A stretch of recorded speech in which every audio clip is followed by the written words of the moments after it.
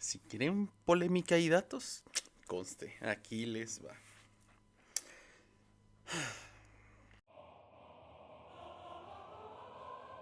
20:31 en el reloj de pared del piso 4 del edificio de la Kulturgilde, ubicado en la Hexenstraße 732.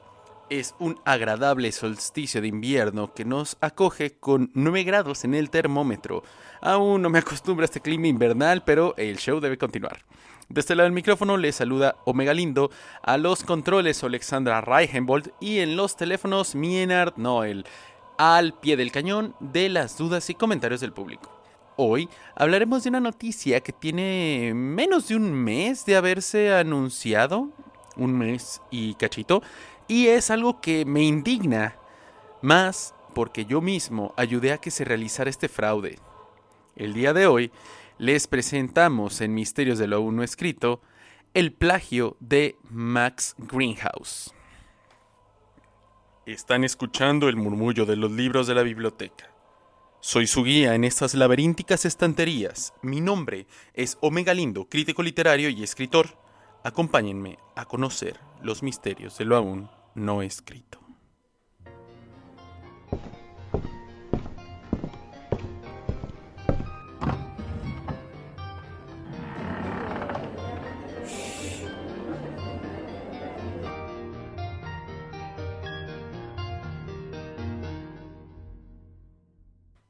Aún recuerdo con gusto ese verano del 94 donde asistí a un congreso en Grecia. Era mi primer conferencia en inglés al 100% y me sentía emocionado de estar en ese momento hablando de un autor que me había gustado, francamente. El tema de mi ponencia fue la semiótica del desamor en la novela La promesa olvidada de Max Greenhouse. Sinceramente, era un texto destacable, se leía muy bien, tenía muchos elementos rescatables. Era un poco diferente a La sombra del pasado, la primera novela de Greenhouse. Me siento apenado de no haber seguido mi instinto. Es como cuando de chicos pensábamos la respuesta de alguna pregunta en la escuela primaria y alguien más lo decía antes y recibía el reconocimiento del profesor. Pues eso mismo me pasó con Loha Mengeli, una periodista que descubrió lo que muchos estábamos imaginando y que nadie se atrevió a decir. Esto, imagino, sería una de las moralejas más importantes de este programa de Misterios de lo Aún No Escrito. Si parece que hay plagio o encontramos algo descolocado, seguro es algo deshonesto y están jugando con el receptor de esos mensajes apócrifos.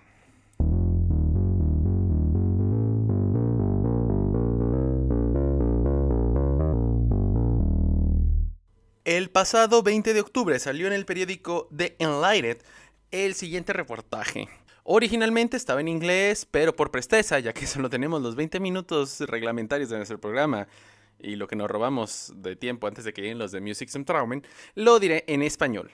Escándalo literario. Famoso escritor de Detrás de la Fachada es expuesto como fraude. En una revelación que ha sacudido el mundo de la literatura, el escritor Max Greenhouse ha sido expuesto como un plagiario de años. Max Greenhouse, cuyos libros La sombra del pasado, La promesa olvidada y Detrás de la Fachada han sido bestsellers en todo el mundo y han ganado numerosos premios literarios, ha sido acusado por la periodista cultural Loha Mengeli.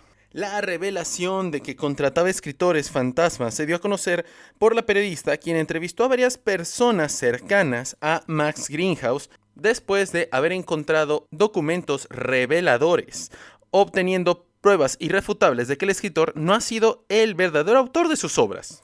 La noticia ha sido recibida con shock y desilusión por los fans de Max Greenhouse, quienes lo habían admirado por su habilidad para crear historias emocionantes y con giros inesperados, cambiando drásticamente en cada una de sus novelas el estilo literario. Muchos se sienten engañados al descubrir esta farsa y se añaden al grupo de detractores generado tras el escándalo personal provocado tras su divorcio. Esto ha dejado una mancha en la reputación de Max Greenhouse y es probable que tenga un impacto duradero en su carrera y en el mundo literario en general.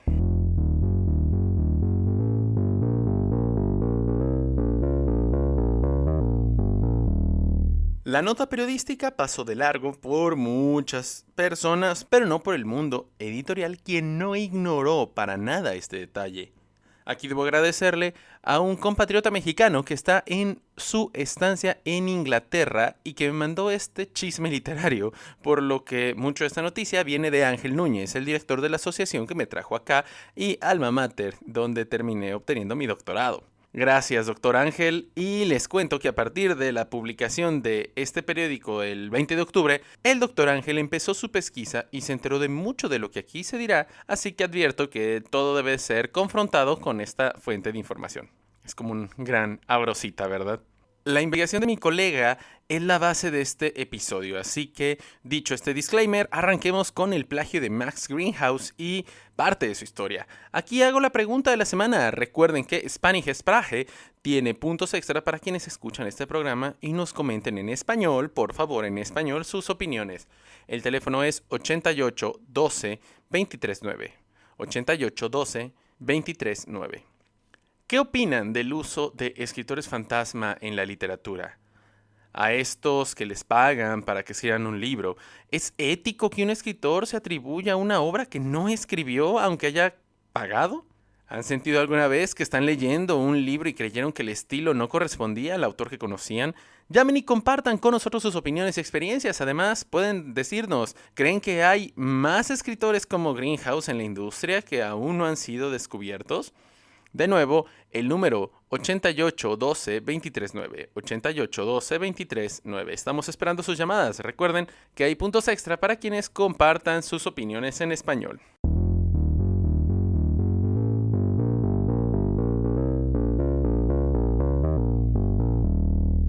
Philip Maximilian Greenhouse nació un 3 de marzo en 1963 en la zona de High Peaks en la provincia de Leeds, en Inglaterra. Si han leído algo de él, El precio del poder y Entre el bien y el mal se desarrollan ahí mismo, como si fuera autobiográfico el asunto.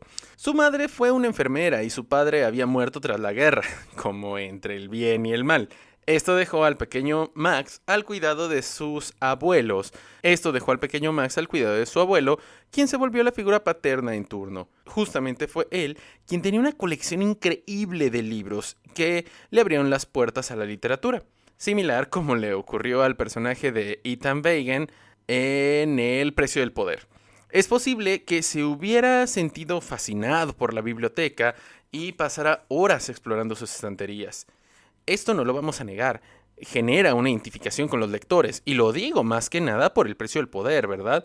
Esta novela donde se descubre el gusto por la lectura, ese recurso de que alguien esté leyendo de forma prohibida, escondido, con reclamos de la familia y demás, bueno, es un tropo, como diría Bactinus, un lugar común, pues. Y se supone que estas dos novelas ya eran parte del tiempo plagiarista de Greenhouse, ¿eh? Porque desde la segunda novela el sujeto ya estaba contratando a filósofos que trabajaran por él. Ya vamos a llegar a esa parte, perdón por adelantarme.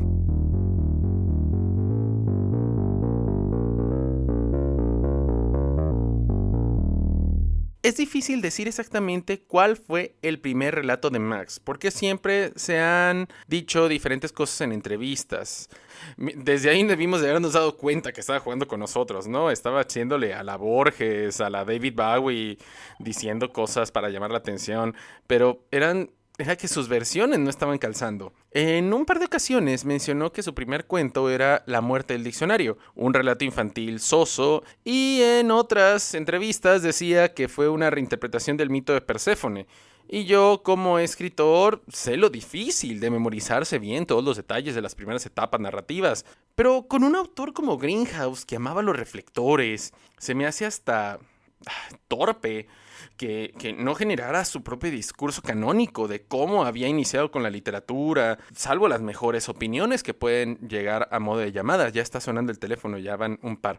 Si yo quisiera crear un mundo falso, tendría que anotar en un cuaderno todos los detalles. Cada personaje, apellido, lugar, calle, cuánto tardo de ir de mi casa al estudio, cómo llegar a la universidad, en el busito este que pasa en... ¿dónde? En Hillmanstrasse. Pero no, Greenhouse cayó por su propio peso, y eso es algo que todos fuimos notando sin darnos cuenta del elefante blanco en la habitación. Pero pasemos a la primaria. Ganó un concurso literario en su educación básica.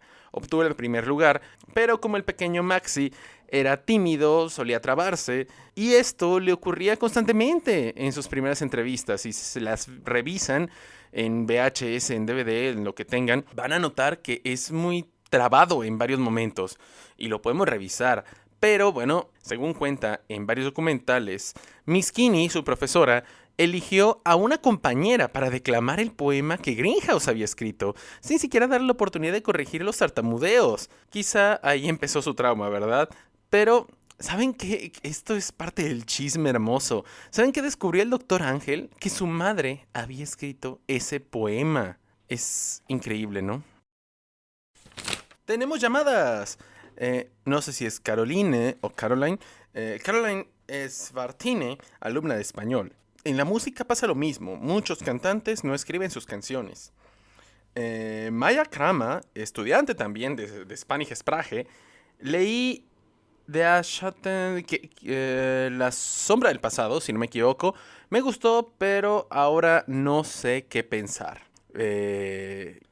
Gilbert Brunet dice: los escritores que no leen son la enfermedad crónica y degenerativa del libro en este nuevo siglo. ¡Apa! Frase más poderosa. A ver, la vuelvo a leer. Perdón. Los escritores que no leen son la enfermedad crónica y degenerativa del libro en este nuevo siglo. In mater nostram. Buenísima la frase, Brunet.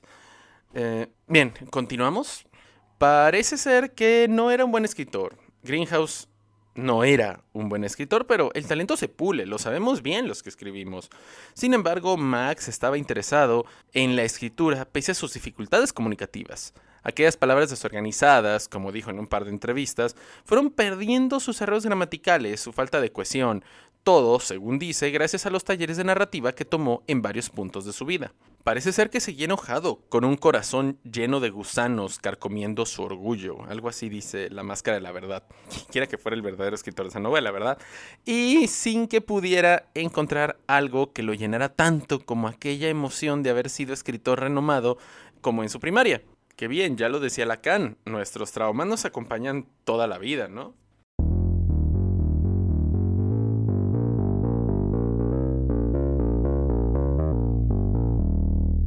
La sombra del pasado podría ser su única obra original, que si bien tiene elementos medio acartonados y comunes en otras obras de su tiempo, habríamos de considerar que junto a Greenhouse es rescatable, ¿no? Habríamos de considerar que junto a Greenhouse estuvieron los autores, por ejemplo, Rita Wenzenfeld y H.W. Terrace, en sus talleres literarios estaban. Esto le permitió nutrirse de técnicas interesantes. Wenzenfeld tiene unas novelas que te explotan la cabeza por el manejo de los 8 narradores, que resultan ser solo 3, pero en distintos momentos de su vida. Y la verdad, si eso no es talento, no sé qué lo sea. Pero en fin, los talleres le permitieron acercarse un poco más a la vida de escritor. Y sé que no lo vieron, pero acabo de hacer unas comillas en el aire para remarcar el sarcasmo, pues esta obra, como suele suceder con muchos de los que escribimos, fue una autopublicación. No me lo tomen a mal. No quiero decir que no esté bien autopublicarse. Digo, mi primer plaquette fue pagada por mí mismo y una compañera que también estuvo conmigo en un taller literario de... Bueno, este sujeto no vale la pena ser mencionado, ¿verdad? Pero autopublicarse te abre editoriales reales, de las que no te cobran por imprimir el libro. Es que el problema es ese. En ocasiones solo te imprimen. Sí, es una mafia esto del mundo editorial. Se ve mal que alguien pague por sus libros, aunque sea la primera edición. Y aunque tenemos a Pessoa o a Borges, el problema con Greenhouse fue el descuido de los... Ni siquiera los podemos llamar editores. De los manufactureros, de los... de las personas que hacen ese trabajo. No hicieron un debido cuidado de la obra. Y aunque Greenhouse tenía muchos amigos con dinero que compraron su obra y seguramente nunca la leyeron, como suele pasar con las primeras ediciones, y bueno, y si lo hacían, no conocían reglas ortográficas básicas seguramente. Pero, aunque, bueno, eso sí, cuando tuvo ganancias por la venta de sus libros, le pagó a un corrector de estilo para tener una segunda edición ya bien cuidada, ¿verdad? Y es más, creo que yo he hecho eso.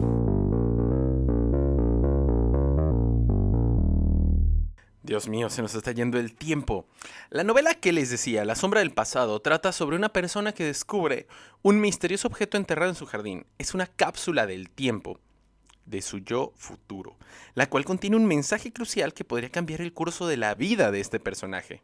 Me pregunto qué habría pasado si Greenhouse hubiera podido mandar sus novelas desde el futuro para tener las ideas medianamente novedosas, ¿verdad? Bueno, la tomó la editorial Bramblewood, la que imprimió también a Eleanor Whitby y a este otro escritor de novelas detectivescas en el mar, St. James, Oliver St. James. Bueno, fue lo que hizo que Greenhouse se diera a conocer en español y francés, no solamente en inglés, y lo que le causó un quiebre a su psique, seguramente. Me estoy poniendo muy psicoanalista, disculpen el caso, pero él estaba hambriento de poder y sediento de reflectores. Garabateó un par de ideas autobiográficas y se las dio a estas tres personitas: Simon Ashcroft, Charles Riley y Edward Bancroft. Tres estudiantes de filosofía que escribían a modo de ghostwriters sus argumentos.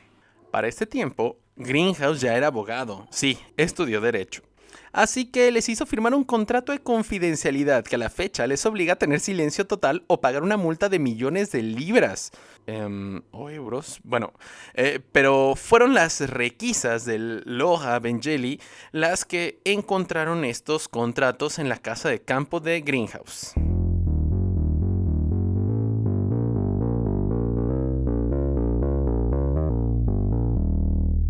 Muchas llamadas. Civil de Champs. Wow, la primera llamada en francés. Merci beaucoup, Civil. Je le traduis. Ome, te contesto de los escritores fantasma. Me parece fatal. Yo escribí una novela para una joven.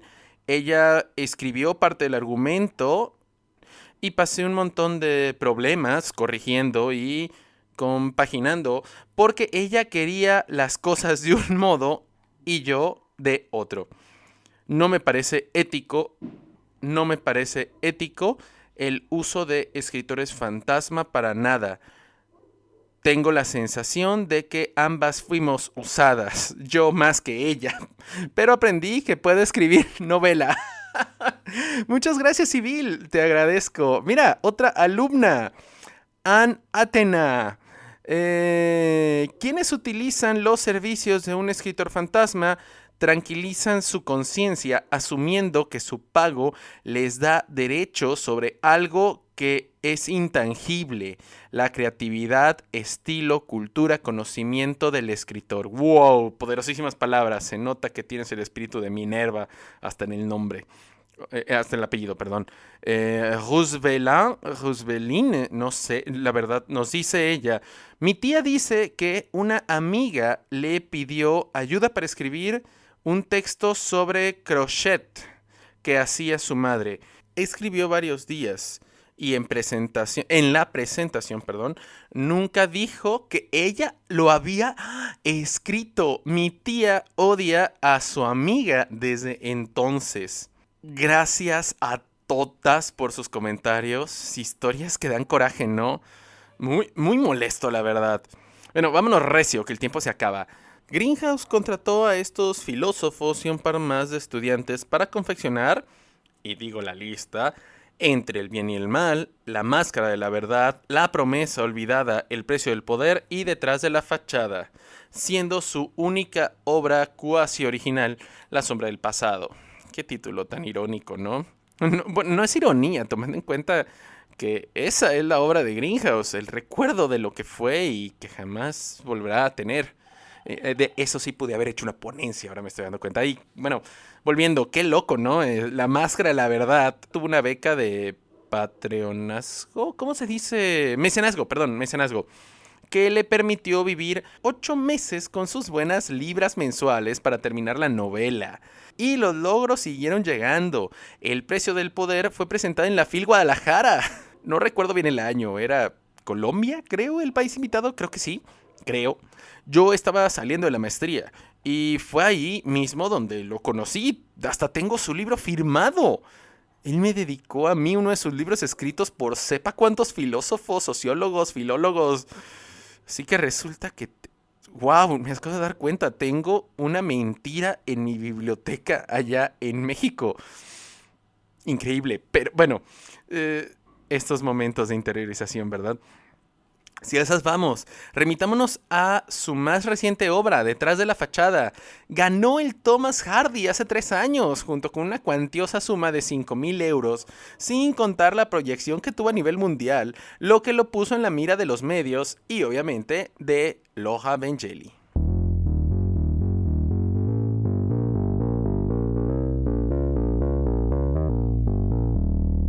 MP no nos dice quién es. Es estudiante de abogacía, mira, justamente. Y fue traducido por el español por Minart. Si firmas un contrato, renuncias a que se haga público que tú escribiste eso. Se te paga bien el ghostwriting, como 50 la cuartilla. Imagino que son 50 euros, ahora que lo pienso. Sí, bueno, alguna vez le escribí trabajos a una compañera de la licenciatura.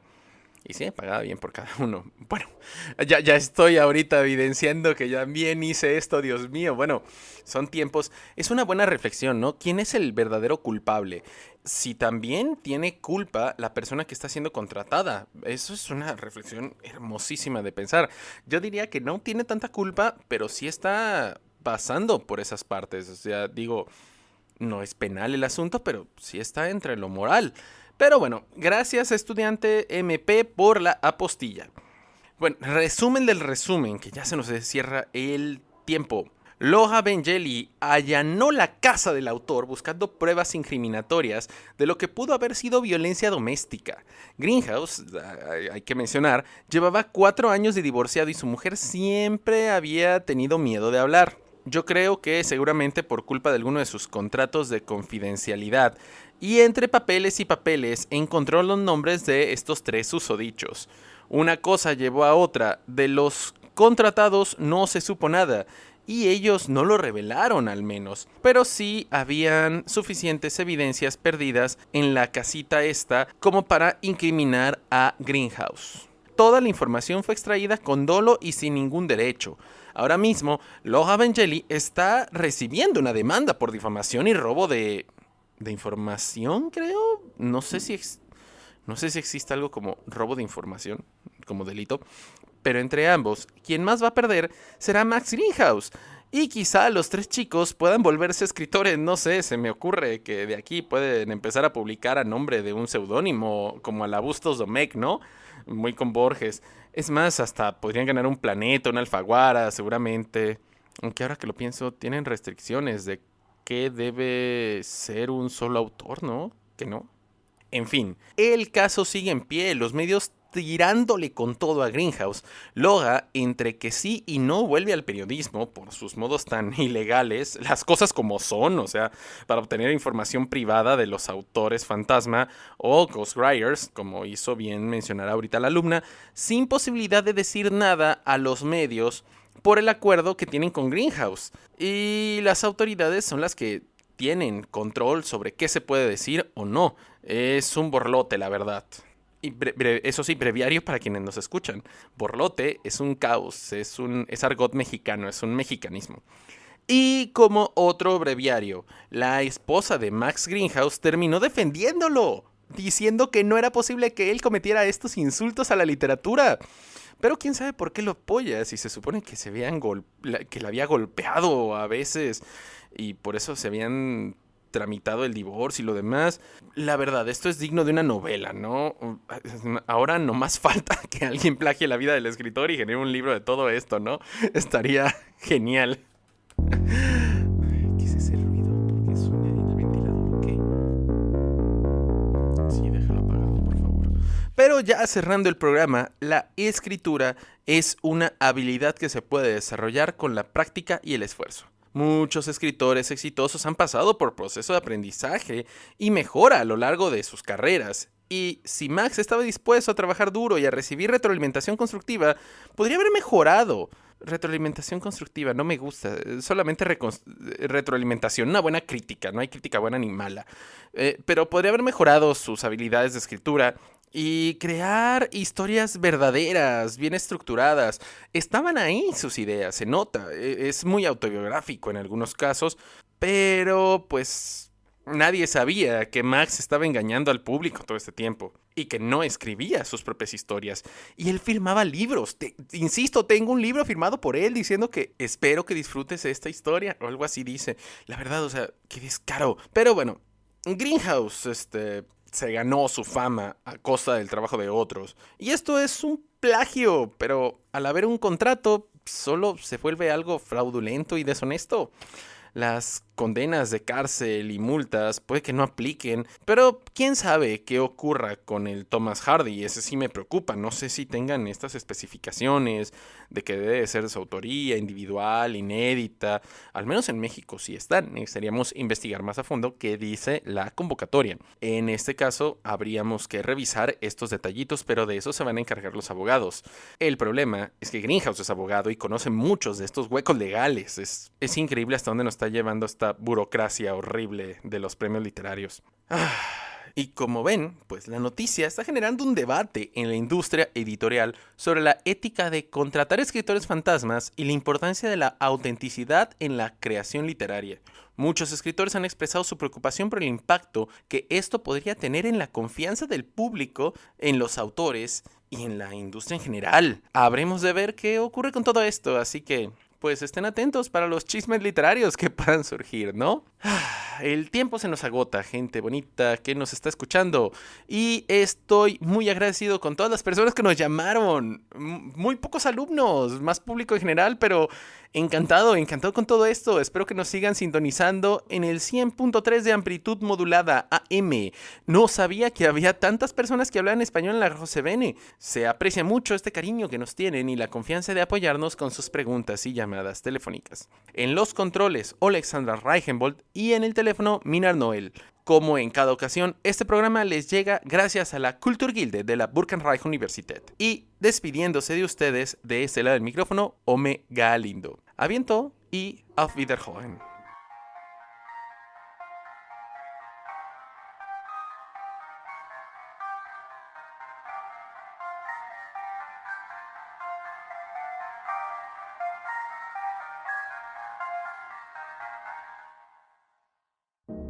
Dieses Programm wurde Ihnen von der Kulturgilde der Burkenreich-Universität zur Verfügung gestellt. Weisheit, Ethik und Beruf. Y se me hace tarde para recoger a Julia. Alexandra, ¿hast du morgen Zeit zum Examen?